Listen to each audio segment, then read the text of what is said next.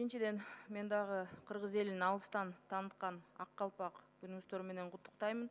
Ошого кошо келе жаткан айымдардын майрамы менен куттуктап, аларга ден соолук, кажыбас кайрат, коломтоңуздардын оту эч качан өчпөсүн деп каалап кетким келет. Менин атыма Аксы районунун Кербен шаарынын 200дөн ашуун тургунунан кат келип түшкөн. Бул ушул Кербен шаарында жайгашкан Жетиген айылындагы коңшу мамлекет, Өзбекстан мамлекети менен болгон өткөрмөнү ачуу боюнчачы.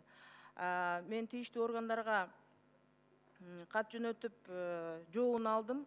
Жообунда деген биз деген автоунааларды же товарларды өткөзүш үчүн эмес, жөө жүргүндөрдү өткөзүү үчүн суранганбыз.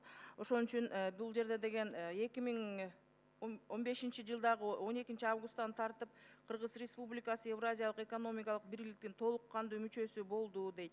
Андан кийин ошол жердеги чек аранын ортосундагы участок жайгашкан товарлар жана транспорт каражаттары өткөрүлчү жерлерди иретке келтирүү милдеттемеси дагы бар дейт. Биз ошол дагы бир жолу кайталап кетейин.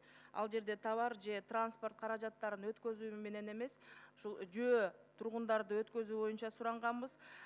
Булардын билдирүүсү боюнча бул мамлекеттик чек ара кызматына жана Кыргыз Республикасынын өкмөтүнө караштуу мамлекеттик бажы кызматына тапшырма берилди деп жооп келип атат. Менимче буну Тышкы иштер министрлиги гана чечиш керекпи деген ойдомун. Ушуну карап берсеңиздер, себеби бизде чек ара өтө жакын, даже ортодо деген мондай нейтральный территория дагы жок. Анан ушунча жылдан бери ушул коңшу республика менен өтө тыгыз карым катнаштабыз, достуктагы жактарыбыз бар, үй бүлөлөр бири-бирине кыз алышкан, үйлөшкөн дегендей. Ушунун алыс болуп атканы үчүн Баймакта биз сизден суранып кетебиз, Алмазбек Атажанович, ушул маселени караштырып берсеңиз. Рахмат.